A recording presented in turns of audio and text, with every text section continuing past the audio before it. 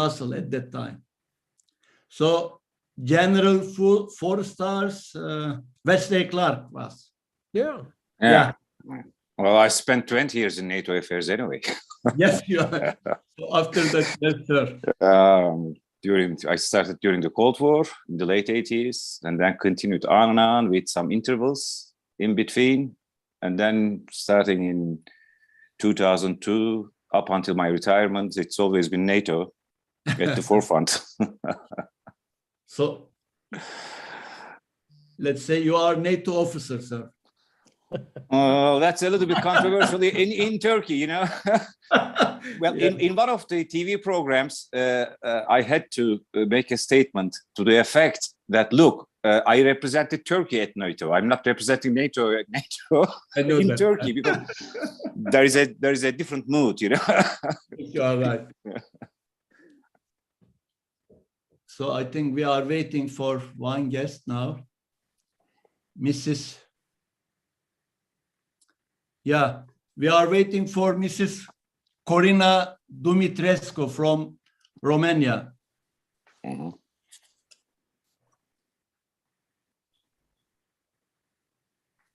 1, 2, 3, 4.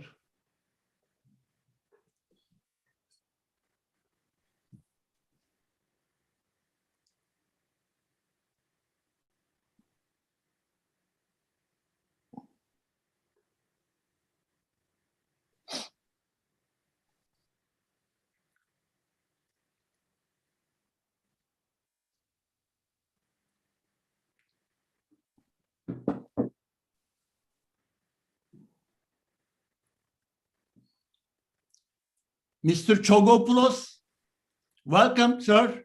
Hello, thank you for having me. It is a pleasure to have you here, sir, for second time. Thank you so much for the kind invitation. Thanks, sir.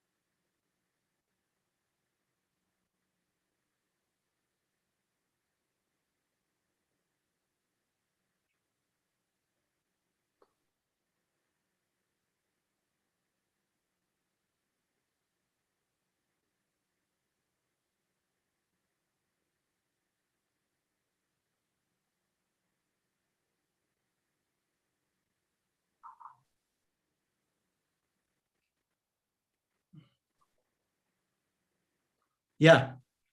Okay.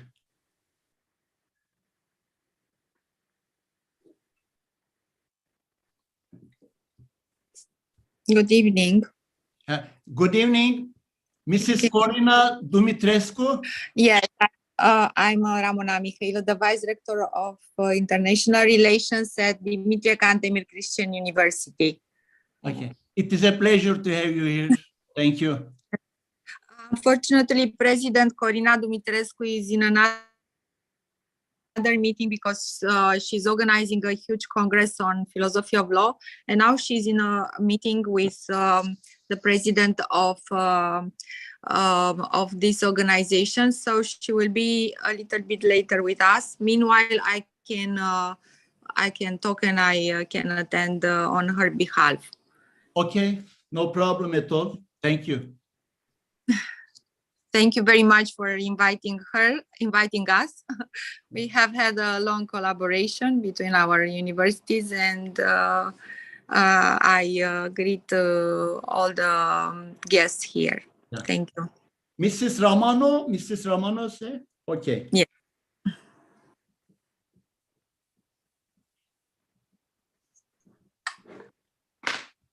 Just.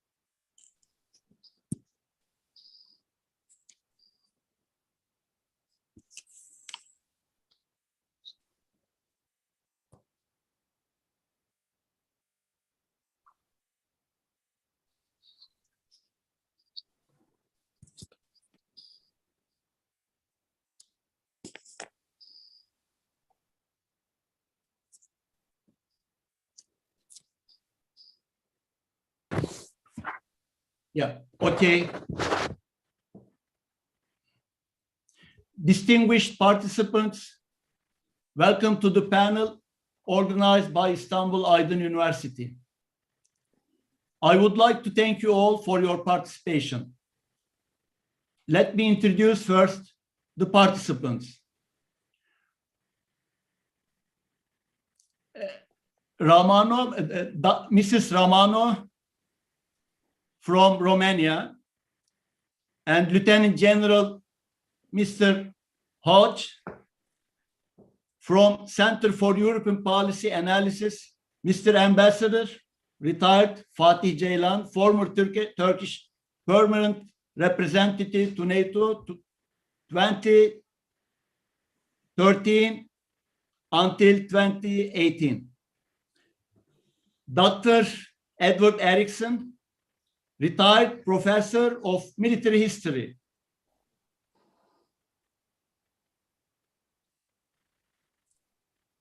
Dr. George Chogopoulos, lecturer, European Institute of Nice. Dr. Ahmet Shahido, head of Azerbaijan Institute for Democracy of Human Rights.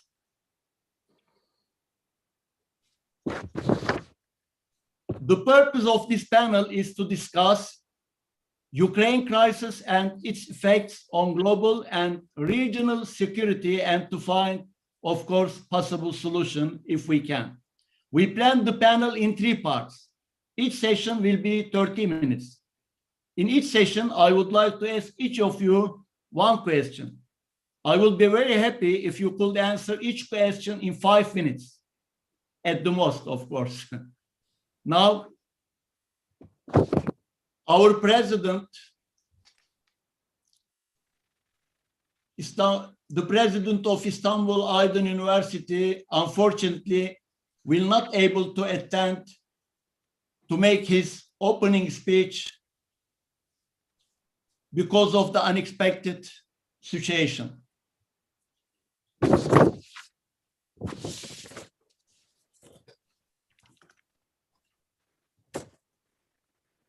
Now, Mr. General, let me pose the first question to you, sir. Could you evaluate the Russia-Ukraine war in terms of the US-Russian power struggle, sir? The geopolitical power struggle between USA, NATO, and Russia continues in Ukraine, as you know. Can you evaluate it, sir? In general. I would evaluate it in 3 points.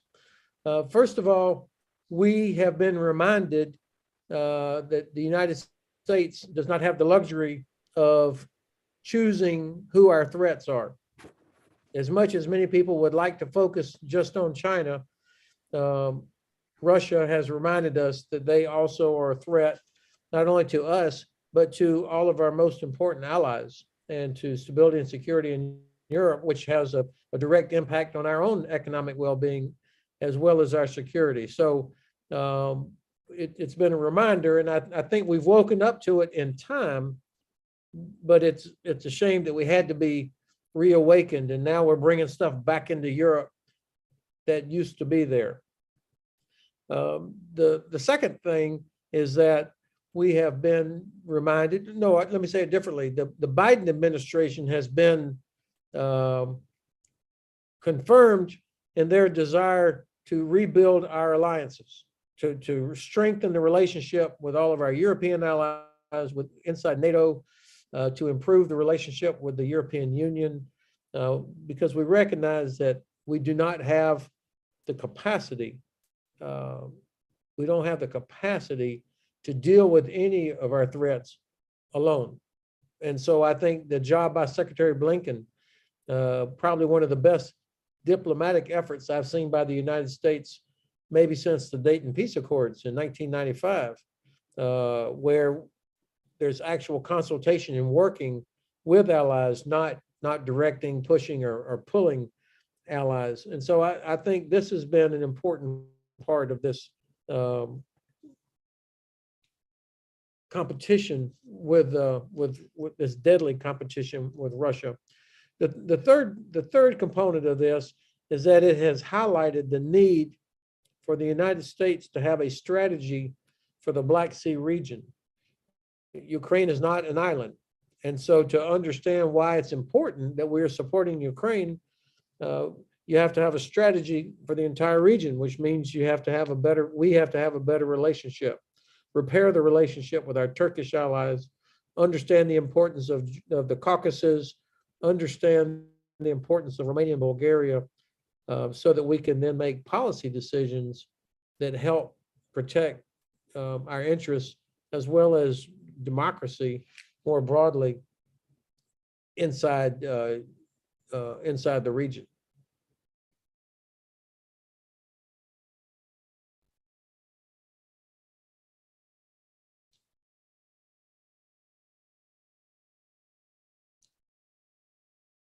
I think, sir, you're muted.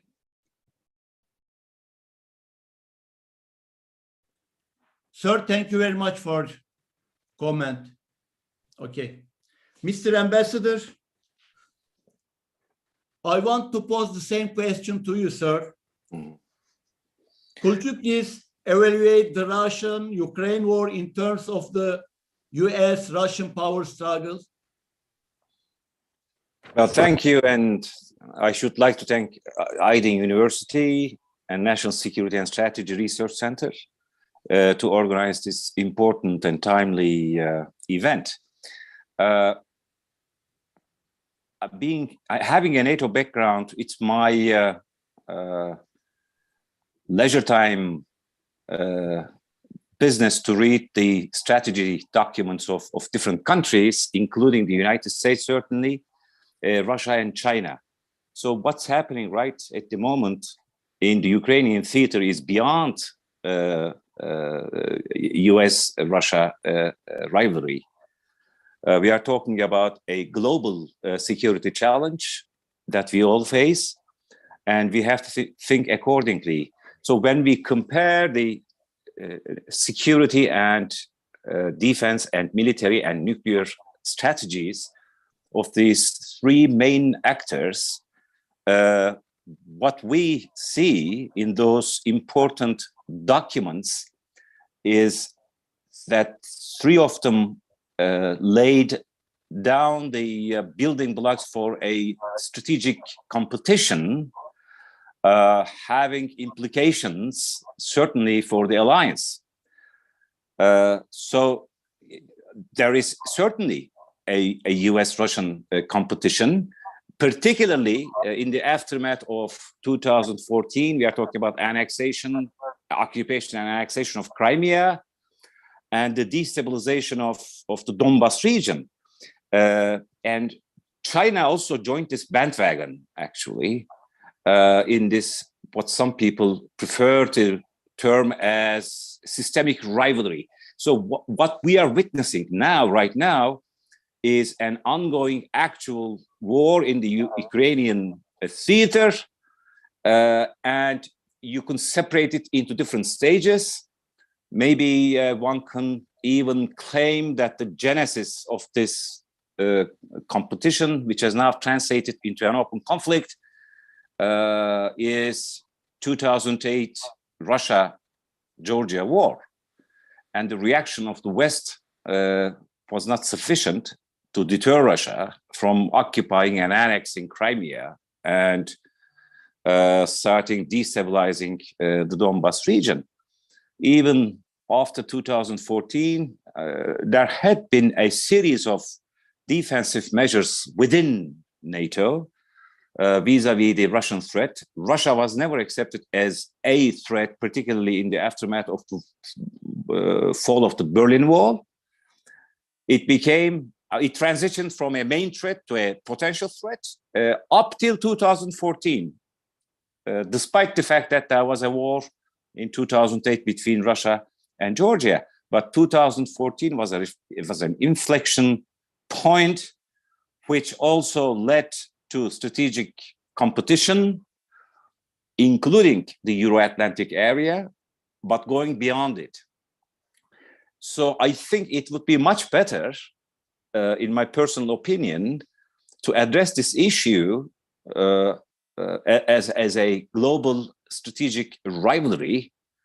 And the pinnacle of it is now the conflict going on in Ukraine. So that is how I would answer your question, sir. Thank you.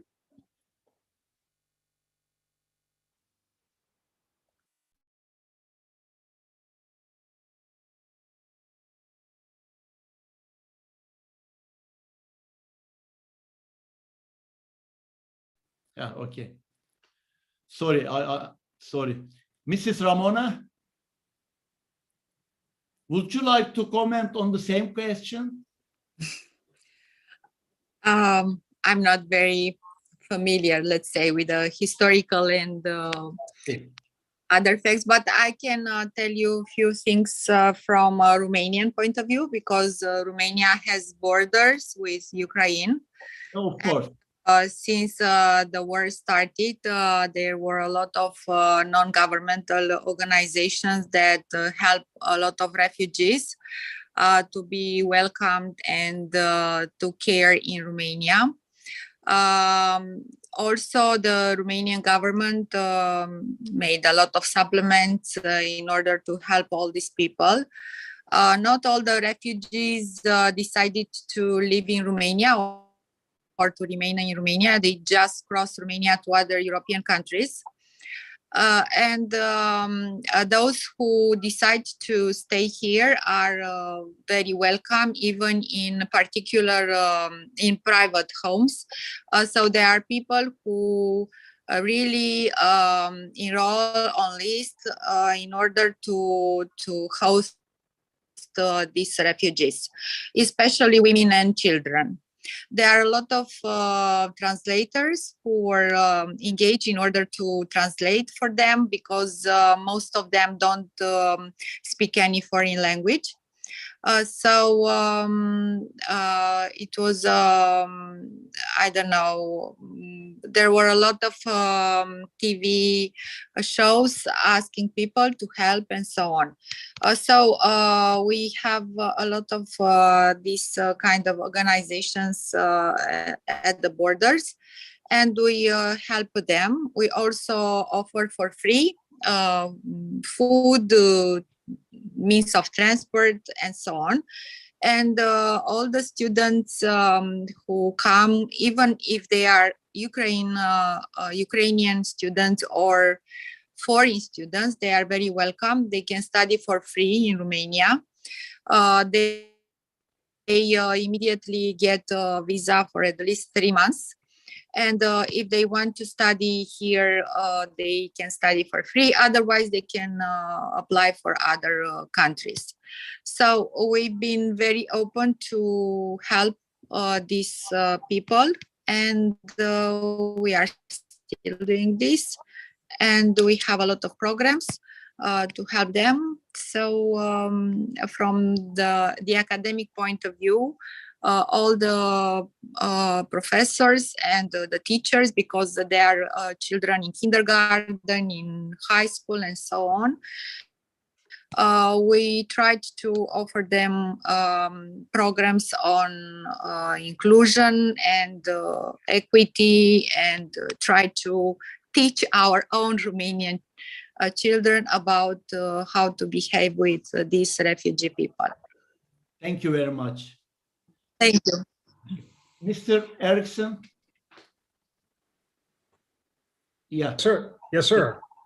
Yeah, Mr. Erickson, may I have your comment on this question? Why didn't the USA and NATO provide the necessary weapons to Ukraine before the invasion of Russia? What do you think about that?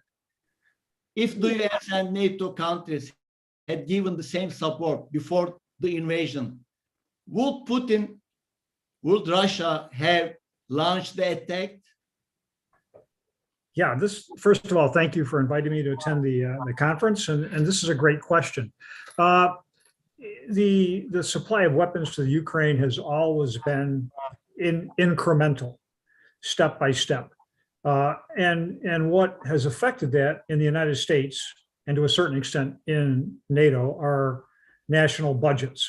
In the United States, Congress has to approve money for the spending of weapons to give to other countries, and then Congress has to actually approve the delivery of the weapons. Turkey right now suffers under an American restraint regarding weapons. So these are internal domestic issues for my country.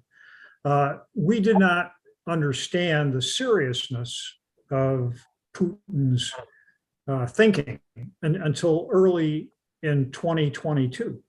So there was no imperative, no drive to heavily arm the Ukraine between 2014 and 2022. Within NATO, as we see a similar situation, the consensus of all members to approve weapons transfers probably would have been seen anytime before February of 2022, especially in countries like Germany, reliant on and sympathetic to Russia in terms of gas delivery, as enormously destabilizing. So all of the cumulative effect of these impediments slowed down, delayed, and made weapons transfer enormously difficult bilaterally and within the NATO, within the alliance construct. So what would have happened with Putin? I personally don't think Putin's decision to invade was linked to military strength. If the Ukraine had 20 more MiG-29s or 500 more T-72s or T-80s, would that, or 1,000 javelins, would that have altered Putin's decision? I think not, because his decision was not, as near as I understand, based on a balance of power. It was not based on force ratios. It was an emotional decision based on his sense of the intelligence picture about the will of the Ukrainian people to resist. It doesn't matter how many weapons a country has if the people aren't willing to fight. Putin's decision was based on the idea that the Ukrainians would not fight. So I think in that sense, it's a moot point, or it's not a terribly important point. Thank you. Thank you very much, sir. Thanks. Yeah. Mr. Chogopoulos, I want to pose the same question to you, sir. Why didn't the USA and NATO provide the necessary weapons to Ukraine before the invasion of Russia? What is your comment on that, sir? Thank you, Professor Baburoglu, for this kind invitation, and to IDIN University for this excellent discussion.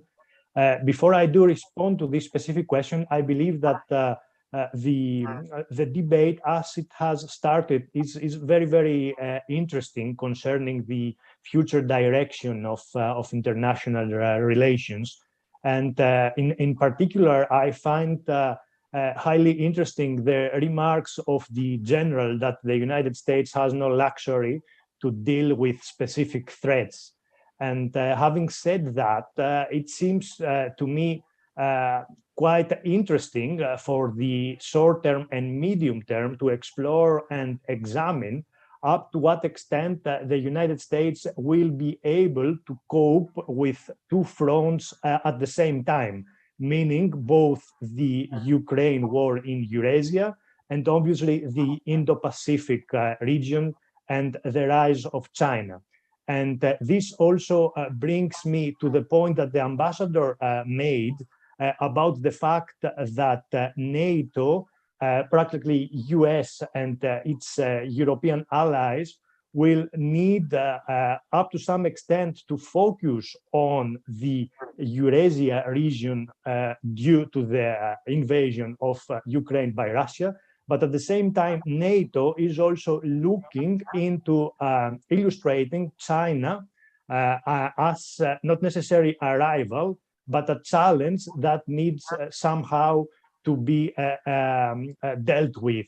And having said that, we are looking forward to the Madrid summit of June 2022. That, in my opinion, will be the most important summit of recent years, as we are expecting the new doctrine of the alliance under particularly complicated circumstances.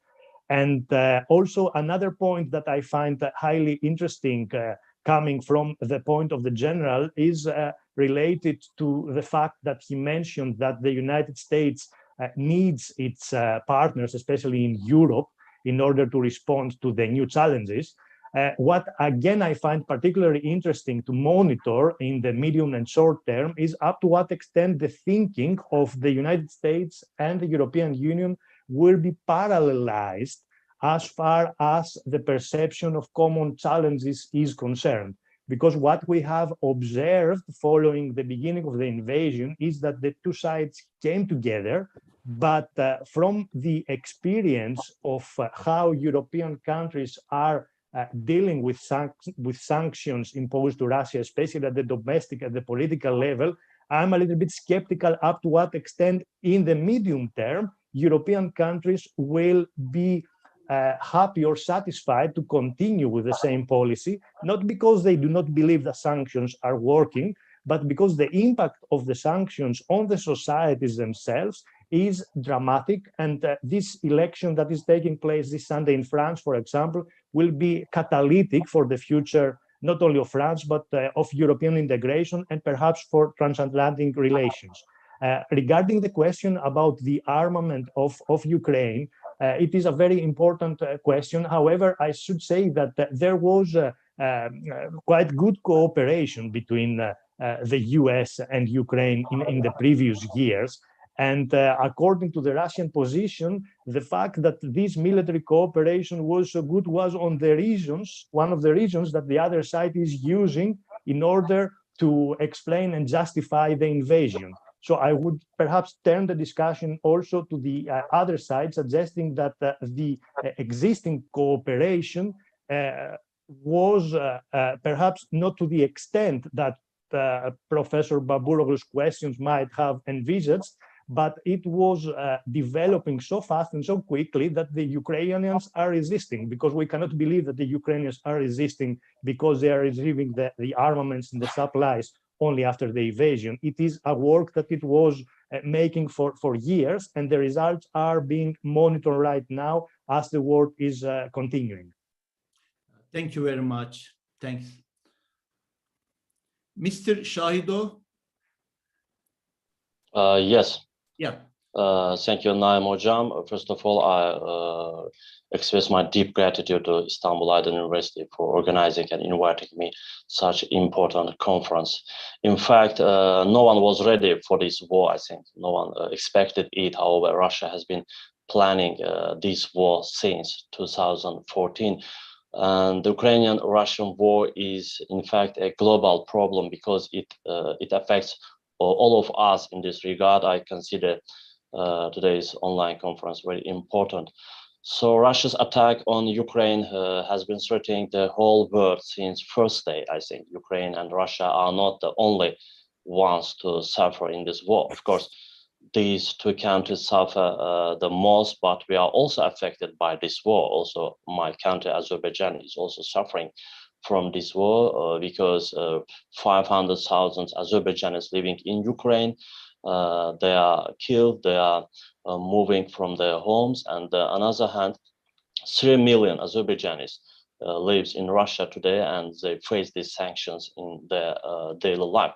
So it's possible to approach this war from different aspects, from different political aspects, but I would like to discuss the human aspects of this war, because as a human rights activist, first of all, the human factor is important to me, because innocent people die every day, children lose their lives, and more than 5 million people, Ukrainians, as well as the residents in Ukraine, live as a refugees in Europe today. And today Europe is facing a very serious threat to its security. Russia's military intervention in Poland, Lithuania, Latvia, Finland, Estonia, and other countries is a matter of time, I think, because serious Western sanctions are making Russia even more desperate and more aggressive, and Russia's economy is collapsing day by day, and as a result, a country with the world's largest nuclear arsenal is likely to endanger all of humanity in the event of default. That is why this war must be stopped immediately, I think, and the whole world must mobilize and work to stop this war. In fact, as a response to your first question, this war has become more of a US-Russian war than a Ukrainian-Russian war, because Ukraine and even I would say Europe has been chosen as a platform in this process. The goal is to draw Russia into the new war, to turn the whole world against Moscow and to overthrow Russia. And this is the main goal today, because the shooting down of a Moscow warship in the Black Sea once again showed that the United States is a passive participant in this war, because Ukraine is not capable of hitting a Russian ship alone. Intelligence is very important here. In this regard, Ukraine is receiving very strong intelligence support from the West countries, and this point could make Russia more aggressive and expand the geography of these military operations. In this case, I think that the next stage will be the target of Eastern European countries. So that's why the first what we should do, we should stop this war and invite the sides to dialogue. And I think Turkey is the best country that doing it. But unfortunately, after the Istanbul meeting on March 29, this dialogue was failed because of these Bucha events. I think we will no chance to have this dialogue in soon days, in next days. But that's why Russia intensifies these military operations, and the failing of Mariupol city is a matter of time. So I will continue then with your next question. Okay. Thank you. Okay, thank you very much for your contribution, sir. General, can I add some remarks to what has already been said as a contribution to the ongoing discussion? Now, first and foremost, I think we have to take into account that the European Union adopted this strategic compass on 21st of March very recently. And when you look at the threat analysis part of it, I think it does not diverge in the main from what's written in NATO 2030 report, that's United for a New Era. So the main threat is Russia. That's the first place it occupies in the strategic compass. And it will definitely be the same case with the new strategic concept of NATO in June 2022. And when you look at the China part, so it's defined in different terms. China is a competitor, but also a country which would present opportunities for cooperation.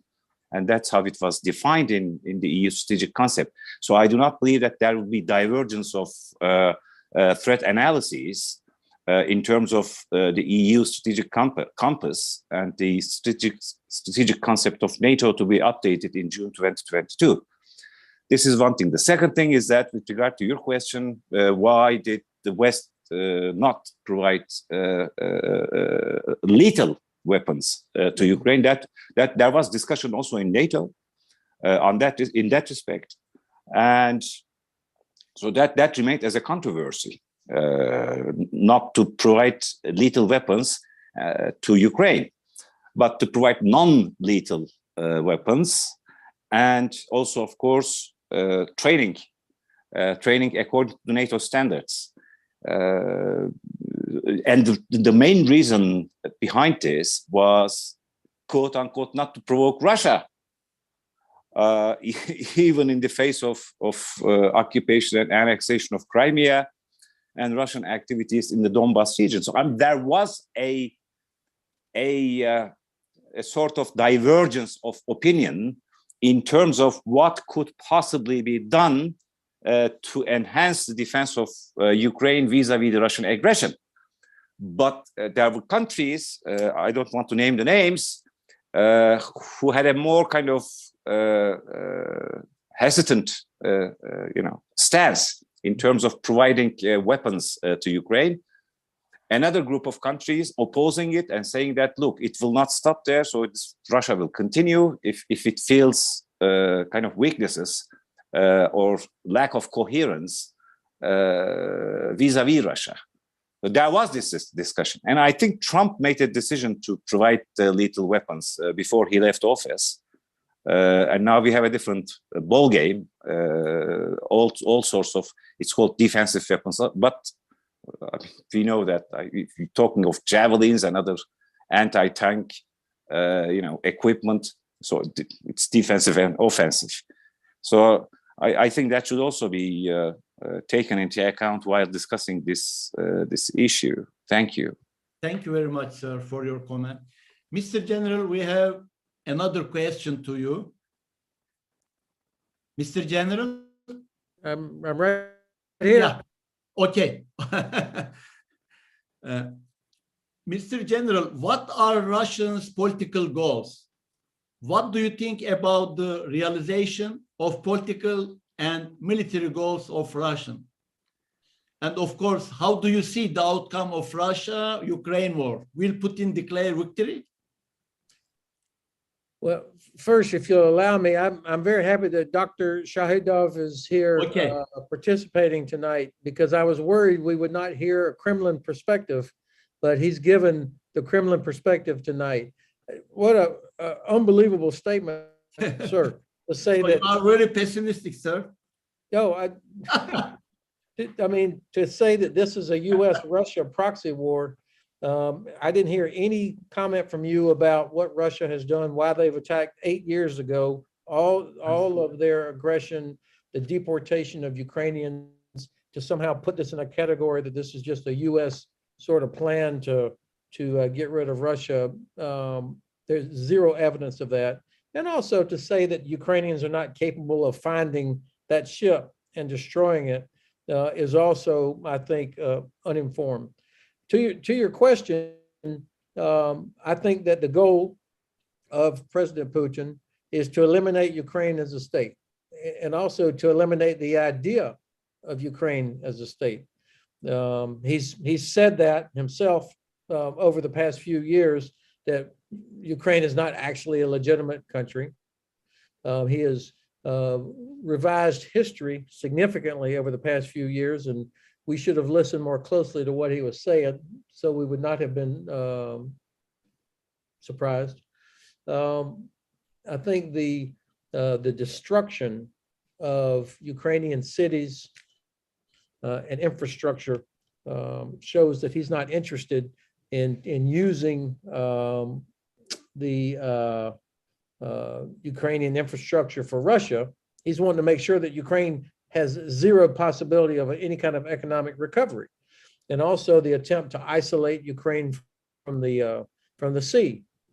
He's just about done that now on Azov Sea. Fortunately, he was stopped in the vicinity of Kherson in the drive to get Odessa, which I heard all day from Turkish friends what a terrible problem that would be for Turkish security and economy if Odessa was lost.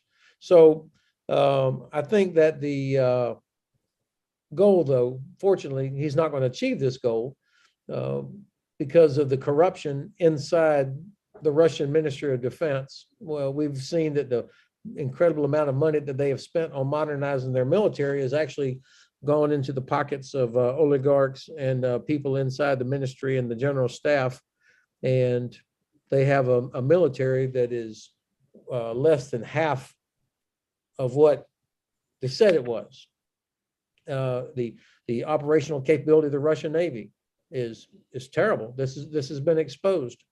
So I think the Russians, they've already lost this war, regardless of what happens in the next 2, 3, 4 months. They have lost because of the failure to achieve any of their objectives, the damage that's happening to their economy because of them, because of their decision, the loss of credibility of any senior Russian official. Nobody believes anything that they say now. because they've been exposed as absolutely, totally false. Hopefully, and of course, the Russian people deserve so much better than what they get from this corrupt government that they have now. Hopefully, we'll get past this, and one day, Russia will be able to rejoin the community of responsible nations, but that's not going to happen as long as the current regime is in place. Okay, thank you very much, sir, for your comment. Mrs. Ramona? Mrs. Ramona? Mrs. Ramona, can you hear me?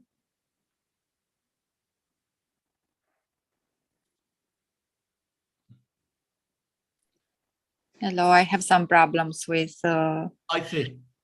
Okay, could I be Oh, Ms. Ramona, only an attendant because all do you this, have any comment on the same question? No. No, thank you. Thank you. So, okay.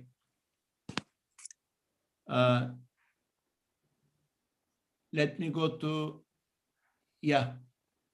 Mr. Erickson? Yes, sir. Yeah. Do you have any comment on the same question? If you want, I can repeat it. What are Russia's political goals?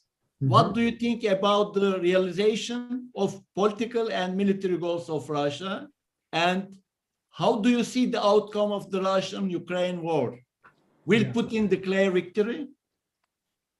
Great questions. I think the initial political objective was simply to install a Russia-friendly government, to remove the Zelensky government somehow, either forcing them to flee or putting them in prison.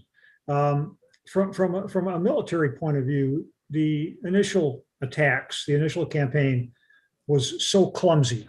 It was not a deliberate offensive campaign. It was a hasty campaign to achieve something like Hitler's Auschwitz in 1938 when he went into Austria, where it would not be opposed, maybe not quite friendly cheering crowds, but no real opposition that would allow the rapid occupation of the country.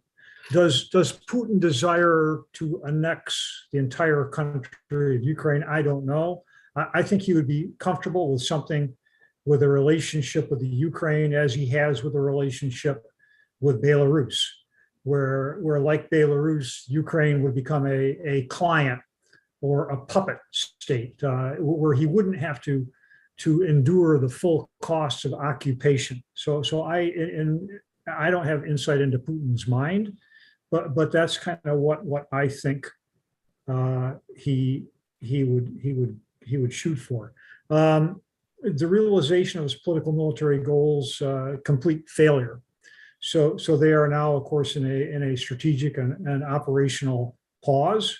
And we think yesterday or the day before they have reopened the campaign, offensive operations. So he has, I think, readjusted the political goal for the occupation, the seizure and occupation of the Donbass region, as near as we can tell. The outcome, you mentioned the outcome, it's too early to tell. It can go in a number of different directions. As Clausewitz said about outcomes of war, wars are never final. Win, lose, or draw. If Putin wins, there will probably be a continuation war. If Putin doesn't win, there may be a protracted war in the sense of what Mao Zedong talked about. What kind of a termination document would there be? A surrender document? Would there be a negotiated treaty? Would there be an armistice? We had an armistice in Korea in 1953, and it's still in place, and it's still technically a state of war. So all of these are possible outcomes, branches and sequels of events, and it's too early to tell right now. And I would simply state, if anybody says otherwise, I think they're wrong. Thank you. Thank you very much, sir. Mr. Ambassador, do you have any comment on the same question? Well, I thank you very much indeed. I would say General Baburoğlu rather than Professor. Thank you very much. I do agree with the proposition that Russia wanted an Ukraine like Belarus. I remember, for instance, during Macron's visit to Moscow, he had a long meeting around a long table for hours and hours. And then he started talking about Finlandization of Ukraine, but I do not believe that that's what Putin aimed at. He wanted to have a country like Belarus. Now, trying to get into the shoe of Putin, I think we have to go back and check his statements, which I do believe kind of illuminates what he has in his mind, starting with the early 2000s, when he took the helm in Russia. I mean, he was extremely disappointed with the international order, including the global security order, and he didn't hide his feelings, saying that the dissolution of the Soviet Union was a catastrophe of the 20th century. He said it in 2005, and then in 2007 at Munich Security Conference, he challenged the what he describes as a kind of unipolar world monopolized by the United States. And he challenged this, and he talked about the importance of a kind of multi-polar world. And then I think one of the best examples that reflects his mindset is what he wrote in July 2021, an article. It's still in the website of Kremlin. It's on the historical unity of Russians and Ukrainians. Now, when you read it, it consists of like 10,000 words. He doesn't think that there is a nation called Ukraine. I mean, he doesn't accept the nationhood of Ukraine, neither the sovereignty and independence of Ukraine. I mean, it's a manifestation, as far as I can see, of his mindset. And he repeated that. He used the same rhetoric on different occasions. So when you kind of eradicate the basis of sovereignty as such, then the goal is clear. I mean, trying to kind of monopolize power centers in Ukraine. But of course, he met a very full-fledged resistance demonstrated by the Ukrainian armed forces. And in the northern front, it became a failure for Putin. Now he's using the southern front, like Mariupol and Kharkiv, bombing the area. And he's trying to kind of link Donbas region with Crimea. That seems to be his objective as things stand now. Now, whether that will be extended to Odessa is another issue that needs serious elaboration and thinking, because I do agree with General Hodges that if Russia controls or establishes control in Odessa, I think that will change the all security equations in the Black Sea region. And one must be extremely cautious about that. And will he succeed? Well, he might have some military successes, but that doesn't mean that Putin succeeded in Ukraine. But he has success in different fields, like he served very well in consolidating NATO, because there was a kind of a little bit of fluid perception of the Russian threat, quote unquote, even after 2014. So he kind of served the solidification of NATO, consolidation of NATO, which means consolidation of transatlantic framework. And I mean, one should commend him for pushing Finland and Sweden to become NATO members. So he was complaining about the expansion of NATO coming to Russia via Ukraine. Now NATO will go to Russia via Finland and Sweden. And that's a quote unquote success story as far as Putin is concerned. Thank you. Thank you very much, Mr. Ambassador. Mr. Chogopoulos? Mr. Chogopoulos? Yes, I'm here. Yeah, okay, thank you. So I want to pose the same question to you, sir. What are Russia's political goals? What do you think about the realization of political and military goals? And how do you see the outcome of this war? Will Putin declare victory? Great remarks so far. I don't want to repeat several of the important observations already made. As far as the Ukraine skin is concerned, the only thing I would like to say is that probably the military objectives of Russia are getting adjusted to how the war is progressing. And this is quite clear according to the evidence we are having, because as Dr. Eriksson said at the beginning, the initial goal of Russia from the very first beginning was completely different from what is happening right now. And obviously this was not a choice of the Russian government. It is a development which was the consequence of the resistance of the Ukrainian forces.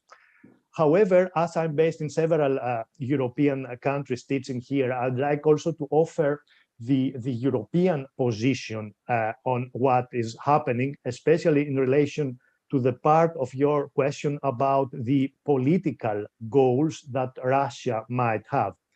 And the good news so far, as they are coming from the big European capitals, Berlin, Paris, and Rome, is that the European Union remains very united in the first waves of sanctions that are imposed on Russia. However, if we do analyze the war itself, there is a likelihood, I would say, or there's a scenario that Russia itself and the president of Russia are attempting to challenge European integration, not in the short and medium term, but in the long term. And this is the most important risk. And why I'm saying that? I'm saying that because the policy on sanctions that the European Union is applying in the case of Russia so far does not include imports of natural gas or oil, because the European Union is obviously too much dependent, at least most of the member states of the European Union, which is an issue that obviously Russia knows very well. The system of the pipelines already operates, and it cannot be replaced from the one day to the other. And perhaps this will be a card in the table that Russia will play in the long term. The second thing that perhaps might be part of the political strategy of Russia could be to divide the European Union by causing a refugee crisis, which is still which is ongoing. And as you all know, the European Union has suffered a lot by a high number of refugees reaching European countries since 2015, 2016. And perhaps it will be part of the strategy of the Kremlin to cause additional pain to Europe, because the initial sentiment obviously is that of welcoming the refugees who are suffering by the drama of the war, but we do not know what will happen in the long term. And the third aspect of a potential political strategy of Russia might be to cause an economic crisis to several European countries. Just to give you one example, there will be no Russian tourists, for example, visiting several European countries this summer due to the war and due to the sanctions and the fact that airlines are not flying from Russia to Europe. This is another element that perhaps in the long term will play a role on the general strategy of the European Union. For now, the developments in Europe are quite positive, but I would say that we have to wait and see how the situation will evolve after the summer. Thank you very much, sir. Thank you. Mr. Shahido? Mr. Shahido? Yes, I'm Yeah. here. Yeah. Yes, before. Just one second, sir. I have one question to you about how will Russia's invasion of Ukraine affect Putin's future? This is the question to you. But before that, if you have any comment on the previous speakers, please let me have your comment. Yes, thank you, Naim Hocam. Before answering your question, I would like to make a very brief comment on a speech of Mr. General. When I said that the United States was involved in this war, I meant that the prolongation of this war is in the national interest of the United States, in fact, because the weakening and collapsing of Russia is one of the main goals of US foreign policy. But the fact is that Ukraine is being destroyed today.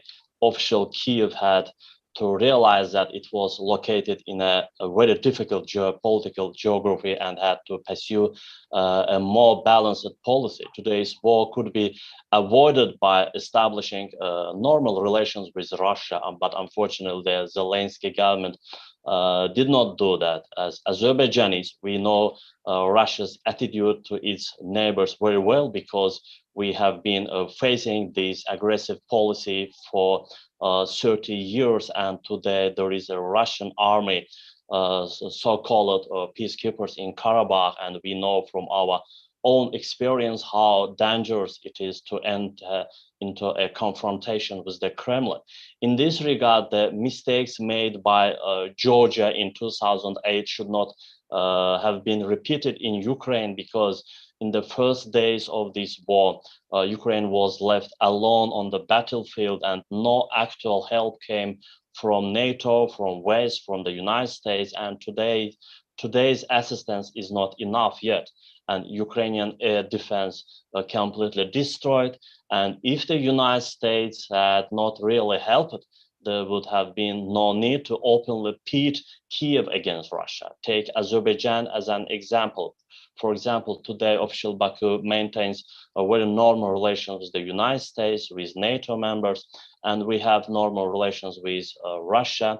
We are neighbors of Iran. At the same time, we have very good relation with Israel as well. In this regard, it's very important to pursue a balanced geopolitics. Failure to do so will result in what is now Ukraine. Promises do not come true, and you are helpless in front of the aggressive and destructive Russia. Of course, Russia's goal in this war is very clear: gain something from this war. Returning empty-handed means Putin's end. In that sense, it is possible Putin bought or paid for the dissertation and did not. So I think Putin's main goal is how to get Crimea and recognition Crimea as a Russian land by Ukraine and all international community. And I think Russian army will not stop until it achieves these goals in Ukraine. As the war drags on, military operations will intensify and Russians will fight to the end. Because as I studied in Russia for 5 years, and I know the internal situation in Russia, the characters of Russian foreign policy, I think either Russia will be destroyed or it will gain what it needs in Ukraine. Both scenarios do not promise well for humanity. I think Russia could use nuclear weapons when it is destroyed, which will endanger not only Ukraine and Russia and all of humanity, as well as my country, my region. That's why I think the main thing here, not to prolong this war. Maybe Russia will win or Ukraine will win in this war, no matter. I think that peace negotiations must be continued, and Turkey is the only country that can organize these negotiations again. Thank you. Thank you very much, Mr. Shaido. And Mrs. Ramona, how did this war affect your country, Romania? Do you have any comment? I'm not sure if it will affect or not, but for example, in 1939, when due to the Treaty of Ribbentrop-Molotov, you know that the Republic of Moldavia went to Soviet Union at the time, and for 50 years, Romania was under communist rule. So we, on one hand, we are very afraid of this. But on the other hand, we cannot think of being again affected by the Russians. Of course, for Putin, now Putin is not in a good position. He has to pretend that he has won something there. So he is going maybe to conquer any piece of land and then to praise himself. Because he can do anything in terms of fake news. So on all the TV stations in Romania, we discuss about this fake news and how he tries to influence his people that he is doing good. For example, in our university, the Faculty of Foreign Languages, we offer a program in Russian language and literature. And our students at the beginning were very afraid of all the people, what they think about them, because in fact, they study cultural things, not about war and politics and so on. Of course, at the social and moral level, we will suffer some changes, but in terms of historical facts, I don't know. But I don't know if you can trust me because I teach literature, so this is the only question. Thank you very much for your comment. Thanks a lot. Thank you too. Well, yeah. Mr. General.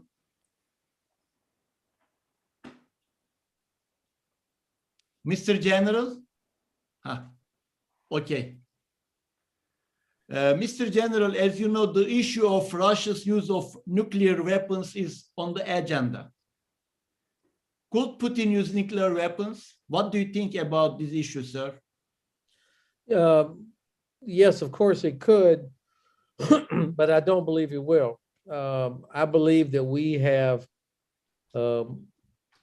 exaggerated the possibility of escalation and made policy decisions based on an exaggerated fear.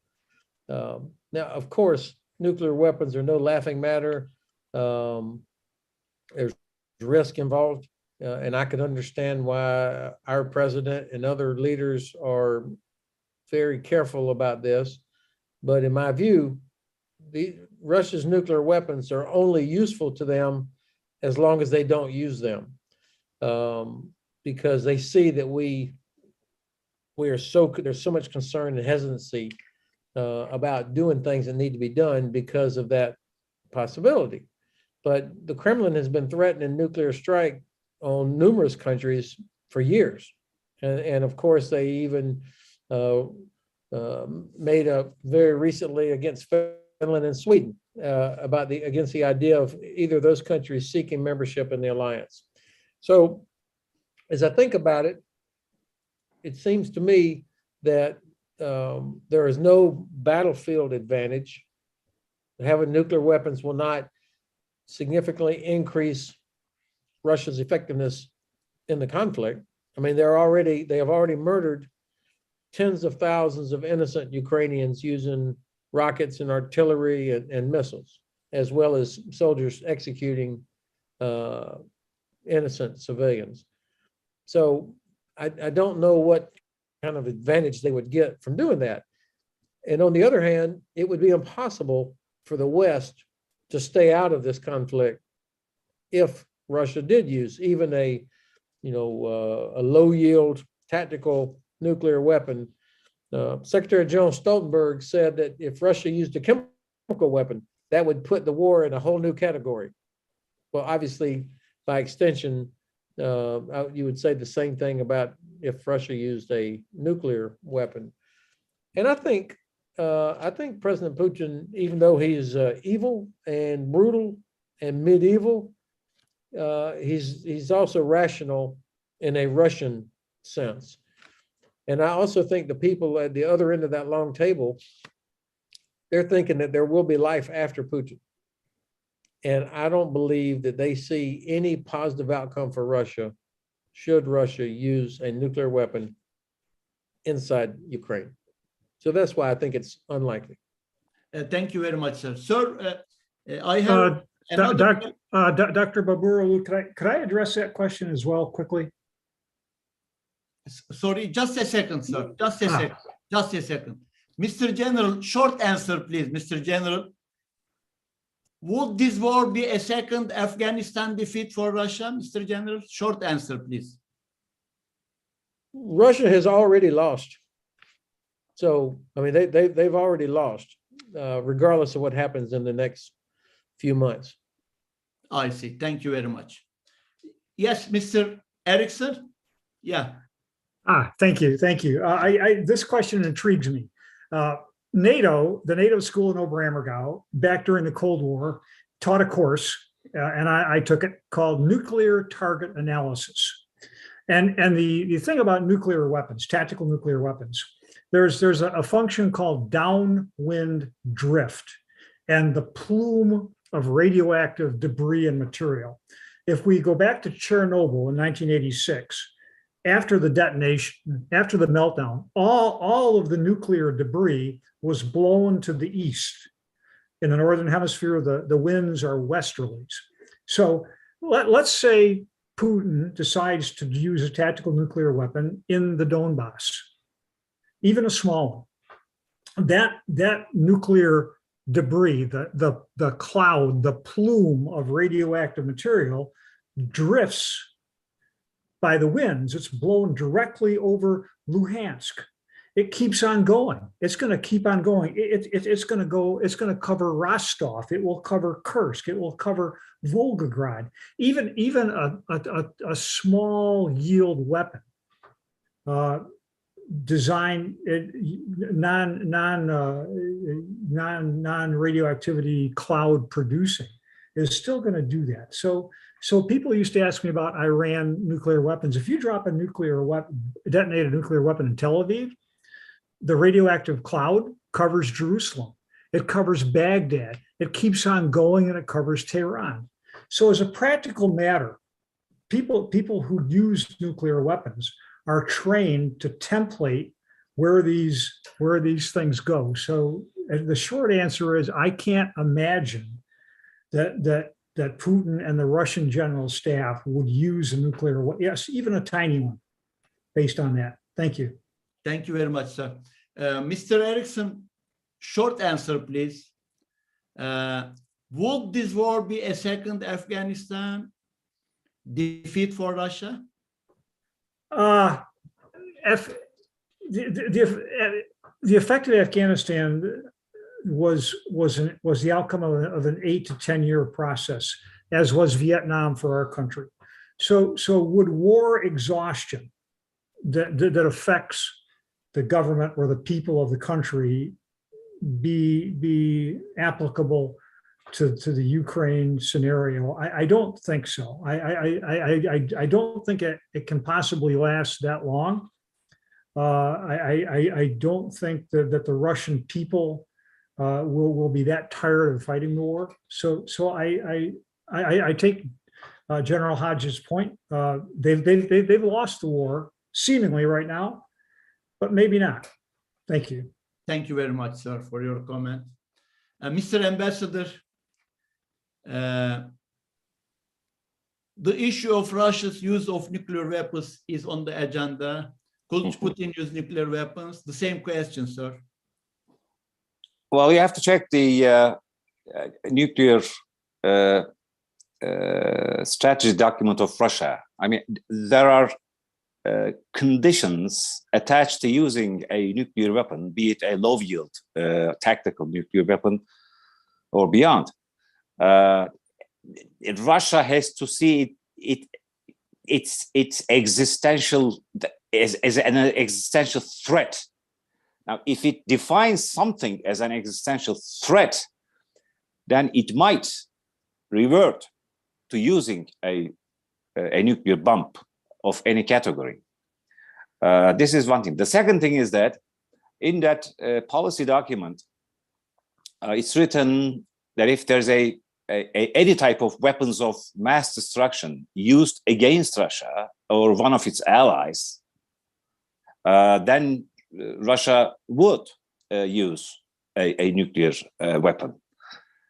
And thirdly, as a third condition, if Russia identifies a conventional weakness in the face of an attack against itself, so that if it cannot deal with it by conventional means, then it retains its quote-unquote right to use a nuclear weapon. Now, when we look at the Ukrainian theater, I think it's difficult to kind of to see any of these conditions in the case of that ongoing war in Ukraine. Although the nuclear rhetoric is rather harsh, particularly before the outbreak of the war in Ukraine. I mean, every single time, either a Russian general or Putin himself or his spokesperson, Peskov, or sometimes Medvedev, they come up and say, look, I mean, we have nuclear weapons, okay? But that's kind of, I think, a declaratory policy rather than a manifestation of the will to use nuclear weapons in Ukraine. That is a far-fetched possibility, but nevertheless, I mean, it should be kept in mind that, someday he might come up and say Russia is under an existential threat and tries to justify the use of a nuclear weapon. So that scenario, a nightmare scenario, should be somewhere in our minds. And let's hope that we will not arrive at such a stage in terms of the use of nuclear weapons. I think that there was one of the previous Russian foreign ministers who wrote an article, Kornikov. He said that that it is a kind of a very, very remote possibility, or a non-existent kind of possibility for Putin to make such a kind of radical decision to use a nuclear weapon. But I mean, people who are familiar with defense planning, including nuclear planning, like myself, you can never, do your plans on hopes, but on realities. I mean, so that there is this option, this nightmare option, and mentally, I think one should prepare himself or herself as to what to do if such a very, very remote possibility turns out to be a reality. I mean, that is the kind of the job of defense planners and nuclear planners. And I'm sure people are considering about different scenarios if a nuclear weapon is used by Putin in Ukraine. Thank you. Thank you very much, sir. Mr. Ambassador, just a short question, please. Would this war be a second Afghanistan defeat for Russia?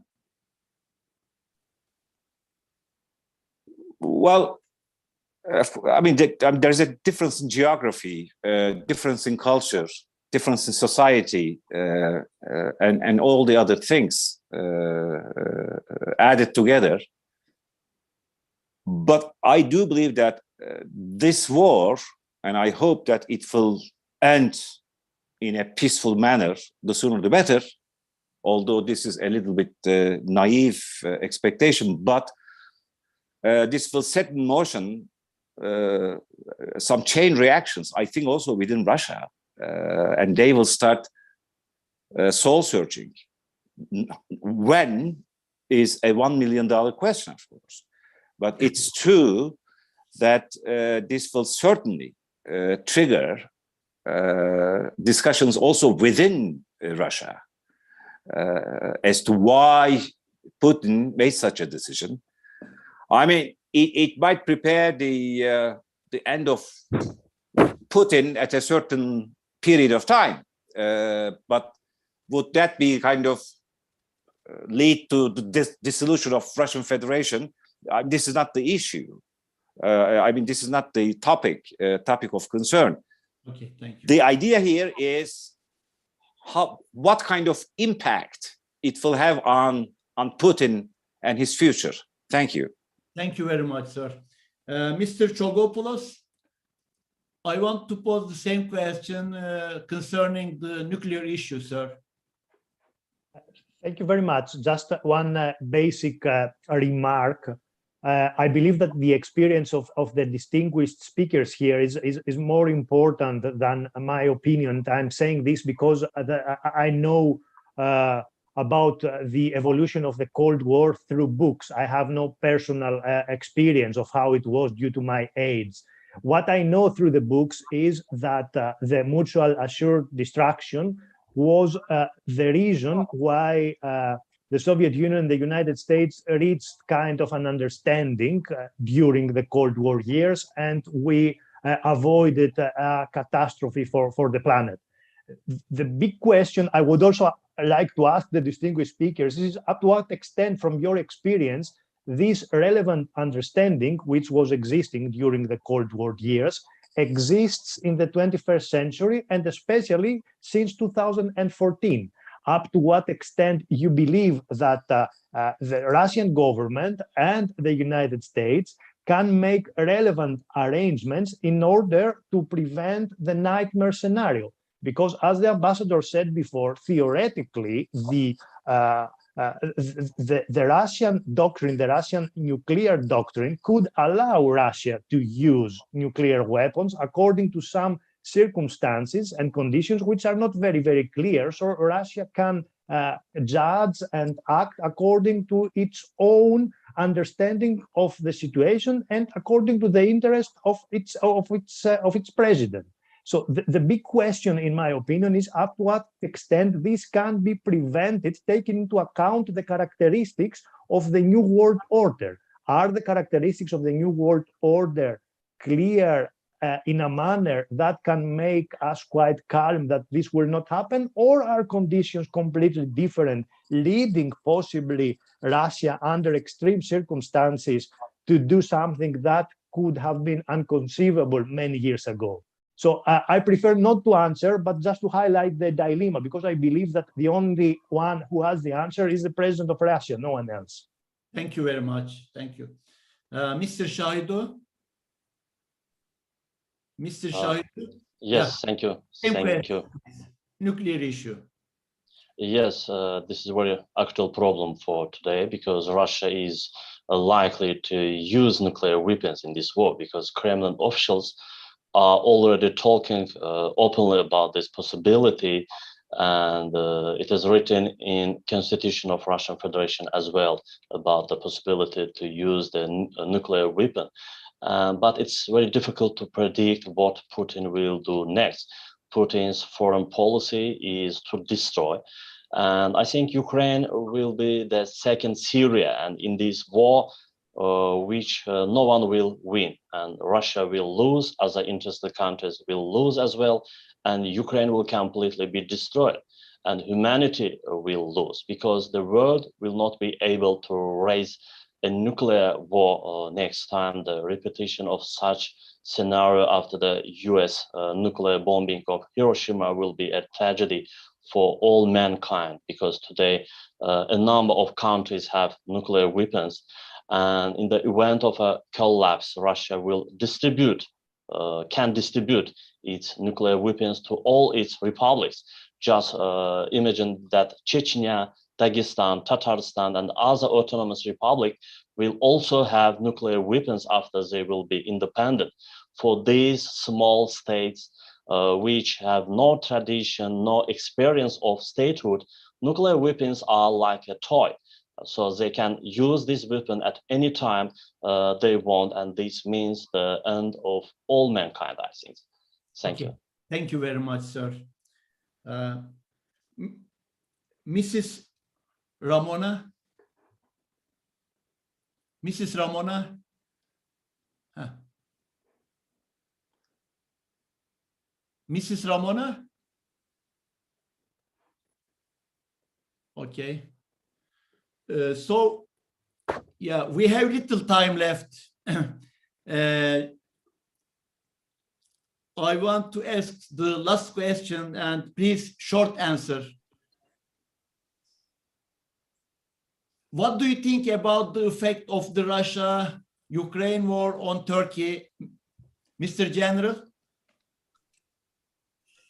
I think this shows 1 minute, just, yeah. this shows that Russia has no respect for Turkey. They have violated, they've been dishonest, they violated international law over and over. They annexed Crimea, knowing how important the Tatar population is to Turkey. So I understand why there's a unique historical relationship between Turkey and Russia. Turkey has to get along with its neighbor, but clearly Russia has shown it has zero respect for Turkey. Thank you very much, sir. Mr. Ambassador, 1 minute, please. What do you think about the effects of this war on Turkey? Well, the effects are already taking shape. I mean, we will certainly lose in tourism. I'm talking about tourism revenues. Yeah. And the gas prices in Turkey skyrocketed, which means harsher living conditions for our citizens. And there are shortages of food supply, particularly wheat and sunflower oil, seeds oil. So we started to pay the bill, a certain part of the bill, which might even get aggravated the more the war continues. So that it has already generated a serious impact on our economy and the living conditions of our society. And that is because of the aggressive attitude of Russia. I mean, from wherever you approach this issue, Russia started this war, this aggression. So that's all I would say. Thank you very much, sir. Mr. Eriksson? Yes, sir. Yes, sir. I take the ambassador's comments, but I don't see a downside for Turkey. Turkey's trade with Russia is flourishing. Russian tourists are flooding into Antalya. At the same time, the Turkish armaments industry is selling Bayraktar TB2s to Ukraine. So to me, it's win-win for Turkey. And I don't say that casually, I say it seriously. It puts Erdogan, it brings Erdogan in from the cold. He now is in a position of being a diplomat and a peacemaker. And so economically, diplomatically, industrially, I think Turkey wins from this. Now, this is a cold thing to say, but this war, following the Azerbaijan-Armenia war, is a great advertisement for the Turkish defense industry. So I don't see many downsides for Turkey. Thank you. Thank you very much, sir, for your comment. Mr. Chogopoulos, the same question, please.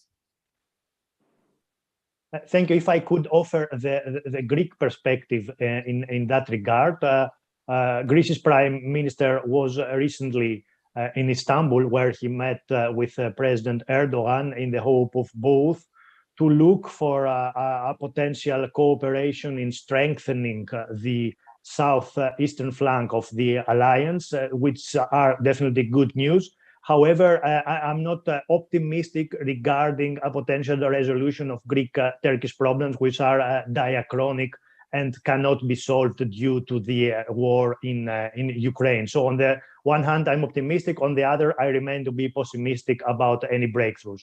Thank you very much, sir, for your comment. Mr. Shahido, the same question, please. Yes, thank you. Of course, Turkey also is one of the countries that suffers most in this war. As a tourist destination, Turkey is losing millions of dollars today. And it's very difficult to imagine that citizens of the war-torn country, Ukraine and Russia, come to Turkey for vacation in the summer. It's impossible. So Turkey, one of the main players in the Black Sea, that's why it's one of the most sensitive countries in this war. I just want to underline that Turkey's role in these negotiations, because Turkey is the most successful country in this regard. Turkey is the only NATO members in this dialogue with both Ukraine and Russia. On the other hand, Ukraine and Russia support Turkey's mediation initiative. I think that Turkey must take again this initiative and continue March 29th dialogue between Ukraine and Russia. Thank you very much, sir. Mrs. Ramona? I strongly hope that it will... I have a different question. Okay. Yeah. Yeah. I mean, what do you have about this war? Do you have any comment in general? I mean, in general. Do you want to say anything? Yeah, I hope to end it as soon as possible. 1 minute, please. 1 or 2 minutes. No, I don't have many comments. Just I want to come to an end this war. Of course, we are scared, and because having the borders with Ukraine, and it was a great panic among people in terms of buying medicine and protecting themselves and so on.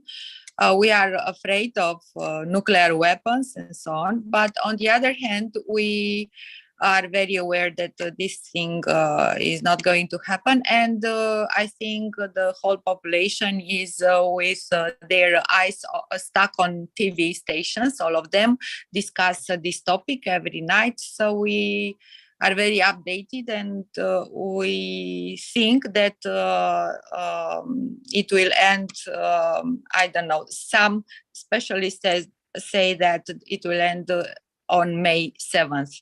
Let's hope they are right. Thank you very much. Thank you. Dear participants, you have provided us with very important and useful information. It was a very efficient panel. On behalf of Istanbul Aydın University, I would like to thank you for your significant contribution. It has been a pleasure to have you here in our university. It has been an honor for me to be moderator of this event. My respects to all of you. Hope to see you on another panel. Good evening. Thank you very much again. Thank you. See you. Good Bye. evening. Bye. Bye. Thank Thank you very much. Thank you for your significant contribution. Bye. Bye. Goodbye.